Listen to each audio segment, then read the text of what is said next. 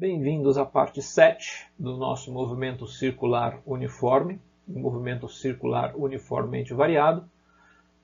Vamos aos exercícios, porque afinal de contas, a prática leva à perfeição. E aqui é hora de ver se tudo aquilo que a gente viu na teoria das partes 1 a 6, a gente vai conseguir aplicar. Então vamos lá ao nosso exercício 1 aqui. Uma cinta une dois cilindros de forma solidária, ou seja, ela não escorrega. Os raios dos cilindros são R1 igual a 10 cm, R2 igual a 50 cm, então a gente tem um pequenininho e um grandão. E se a frequência de rotação do cilindro maior é de 60 RPM, ou seja, 60 rotações por minuto, pergunta-se qual a frequência de rotação do cilindro menor e qual a velocidade linear da cinta. Então aqui são os nossos dois cilindros. Eu tenho o cilindro 2, que tem um raio de 50 cm, o cilindro 1, que é o menorzinho, com um raio de 10 cm, e eu tenho aqui a cinta que está unindo os dois de forma solidária, de forma que quando este gira, este também gira. O que a gente sabe aqui? Os dados. A gente sabe que R1 igual a 10 cm, a gente sabe que R2 igual a 50 cm, e a gente sabe que a frequência de rotação do cilindro maior, R2, é igual a 60 RPM. A gente ainda sabe também que V1, que é a velocidade tangencial em 1, é igual à velocidade tangencial em 2. Por que isso? Porque elas estão unidas de forma solidária por esta cinta.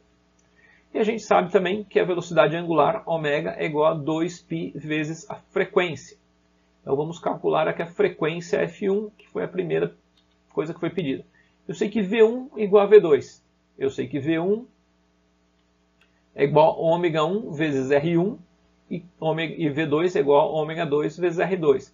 Eu ainda sei o que mais? Que ômega 1 é igual a 2π vezes F1 vezes R1, que é 10, que é igual a 2π F2 vezes 50.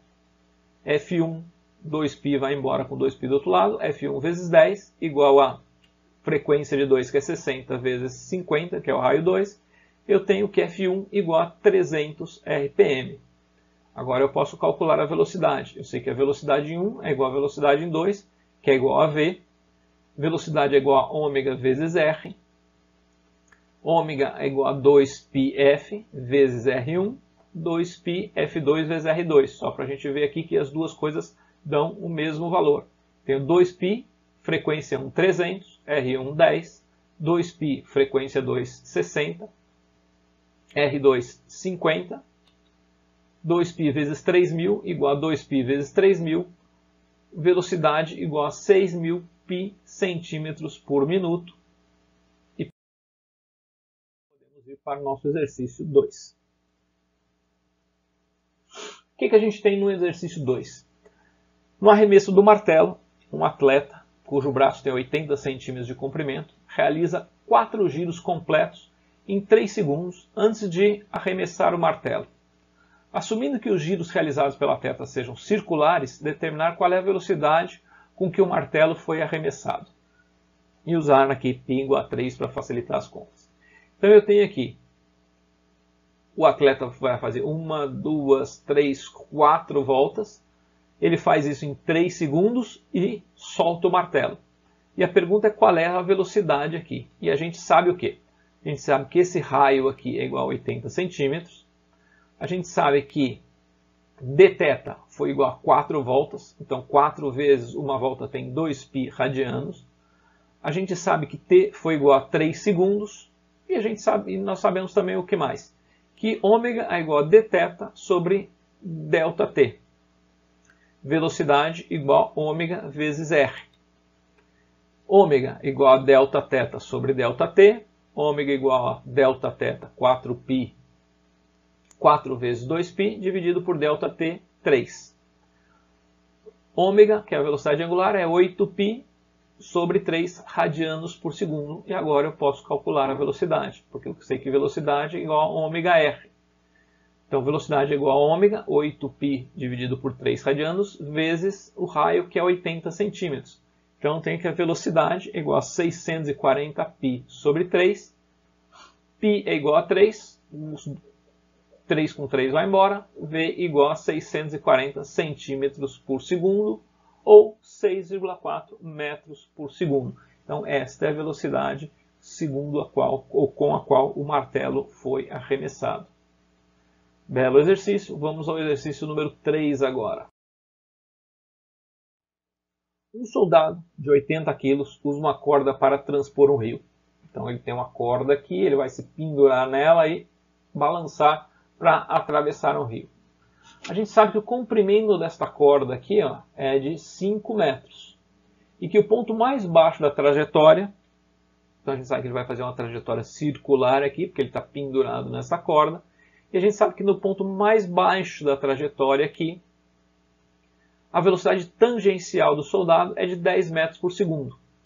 E ele quer que você determine a razão entre a força que o soldado está fazendo na corda e o seu peso. Vamos utilizar aqui também a aceleração da gravidade igual a 10 metros por segundo ao quadrado.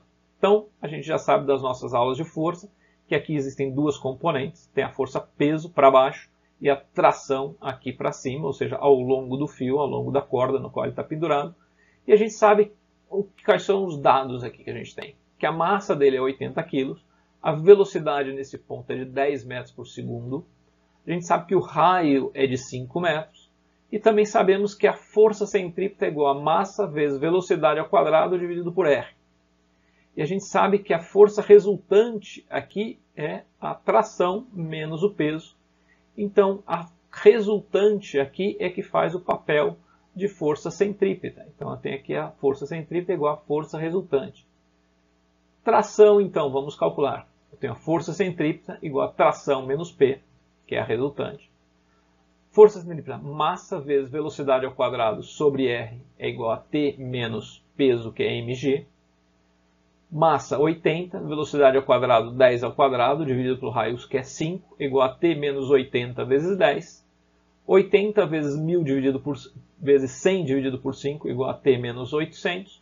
1600 igual a T menos 800. Então a tração aqui é de 2.400 newtons. Então esta é a força com que ele precisa segurar para que ele possa fazer este movimento.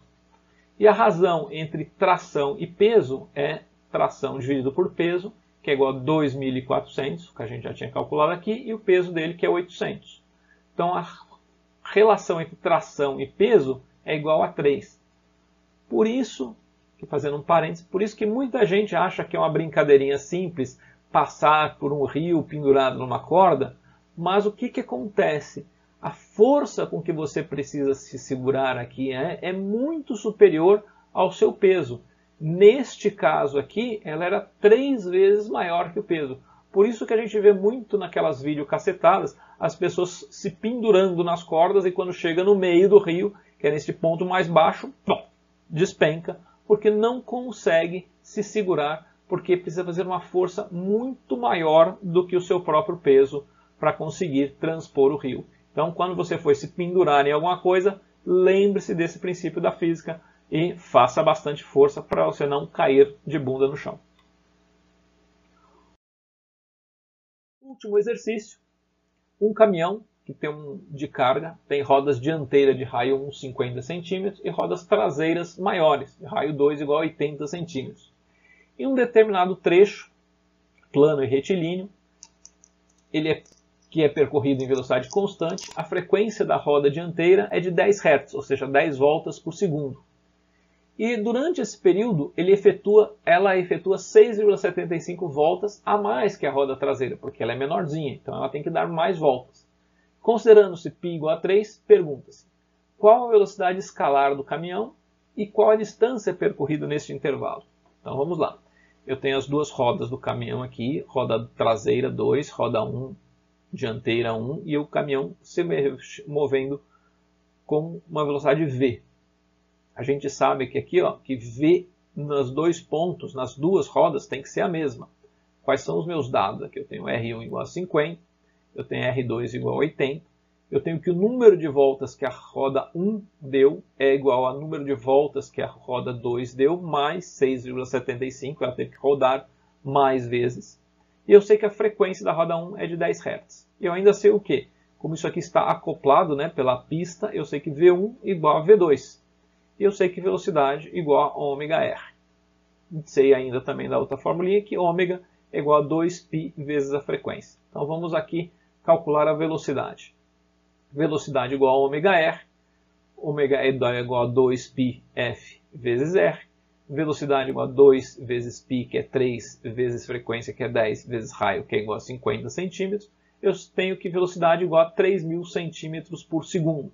Se eu quiser transformar isso em metros por segundo, são 30 metros por segundo. Se eu quiser transformar isso em quilômetros por hora, eu multiplico por 3.000 segundos, que é o quantos segundos eu tenho numa hora, vai chegar em 108.000 metros por hora, que são 108 quilômetros por hora, que é uma velocidade que a gente mais está acostumado quando a gente está falando de caminhões. E vamos agora ao cálculo da distância. Eu sei que ΔS, que é o caminho percorrido pela roda 1, é igual ao caminho percorrido pela roda 2. Eu sei que o caminho percorrido, a distância percorrida pela roda 1 é 2π vezes o número de voltas que a roda 1 deu, vezes o R1. E eu sei que o caminho percorrido, a distância percorrida pela roda 2 é 2π N2, o número de voltas que ela deu, vezes R2.